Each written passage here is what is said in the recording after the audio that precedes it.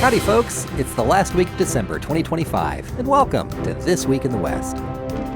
I'm Seth Spillman, broadcasting from the National Cowboy and Western Heritage Museum in Oklahoma City.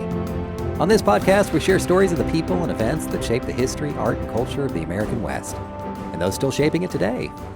When a young woman from Mason, Texas, stepped onto the hit game show To Tell the Truth in the late 1950s, she stood beside two imposters, all claiming to be a champion rodeo cowgirl. The celebrity panel, more accustomed to secret agents and snake charmers, seemed a bit puzzled by the soft-spoken contestant in boots and a smile. But when the real Wanda Harper Bush rose to her feet, the crowd erupted. 3 panelists had guessed right. We remember her this week on the 10th anniversary of her passing, December 29th, 2015. That TV moment was a rare brush with national fame for Bush, who always preferred to let her riding and roping speak for her. As her daughter Shanna once said, she was never in it for publicity.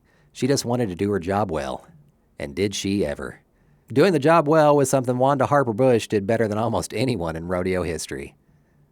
Born October 6, 1931 in Mason, Texas, she grew up on her family's ranch, riding almost as soon as she could walk. Her father, Alvin Harper, a skilled horseman, taught her to rope and ride with precision, and the two spent countless hours in the arena together. As a young girl, she rode her horse 3 miles each way to catch the school bus, wearing pants under her dress so she could ride in comfort. She opened and closed 8 gates on the way, and when the weather turned bad, her father would saddle up and meet her halfway. By the late 1940s, women's rodeo was just starting to take shape under what became the Girls Rodeo Association in San Angelo, Texas. Bush joined right in, earning card number 14 and becoming one of its original members. She was only 20 when she claimed her first world championship in 1951, winning titles in both calf roping and ribbon roping. Over the next 2 decades, Bush piled up an unmatched 32 world championships in just about everything: barrel racing, cutting, calf roping, flag racing, and the all-around. She captured 9 all-around world titles and became the first barrel racer in GRA history to win back-to-back world championships in 1952 and 1953 aboard her beloved mare, DG. As always, she was quietly humble about her victories. She said, "I just did what I did. I discovered I could ride as good as anyone else could." In an era when women's rodeo fought for recognition and equal prize money, Bush held her own against men and women, winning at major stock shows and rodeos across the country. She qualified multiple times for the National Finals Rodeo after barrel racing became an official event in 1967. And in the 18 years between 1951 and 1969, she missed winning a GRA world title only once. Along the way, she collected 11 calf roping championships and 7 in ribbon roping.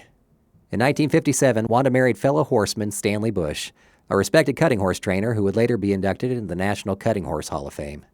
The couple's shared love of horses became a lifelong partnership. Their ranch in Mason, Texas became a proving ground for great horses, including DG and Royal Chess, the latter inducted into the National Cutting Horse Association Hall of Fame. Their daughter Shanna was born in 1959 and followed in her mother's footsteps, qualifying for the National Finals Rodeo in 1984. Even into her 60s, Bush's competitive fire never cooled. In 1992, after years away from competition and recovering from major back surgery, she entered the old Fort days futurity aboard Shanna's horse, Flaming Patrick. At age 62, she rode to a reserve championship title and a $28,000 payout. In 1968, Bush opened her first barrel racing clinic in Austin, Texas. She insisted on riding every horse that came through, believing she couldn't help a rider until she understood the horse. Many of her students went on to become champions themselves, and when she passed in 2015, tributes poured in from every corner of the rodeo world.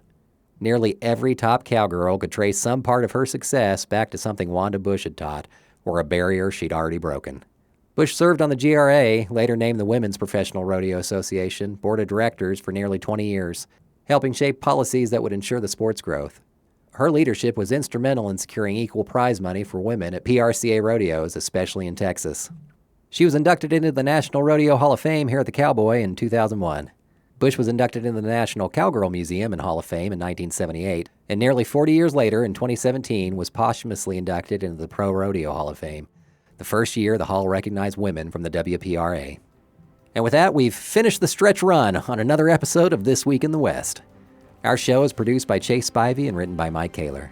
Follow us and rate us on Apple Podcasts or wherever you hear us. That'll help us reach more people. Come visit us in Oklahoma City. You can now buy tickets online at thecowboy.org. Got a question or suggestion? Drop us an email at podcast@thecowboy.org. We leave you today with the words of Shanna Bush about her mother, Wanda. A friend said Wanda was quietly famous, and I always thought that summed her up. Granddad raised her that way. He said, "We were who we were, just be yourself. We're not above anyone else or below anyone else. All you have to do is be Wanda." Much obliged for listening, and remember, come find your West here at the National Cowboy and Western Heritage Museum.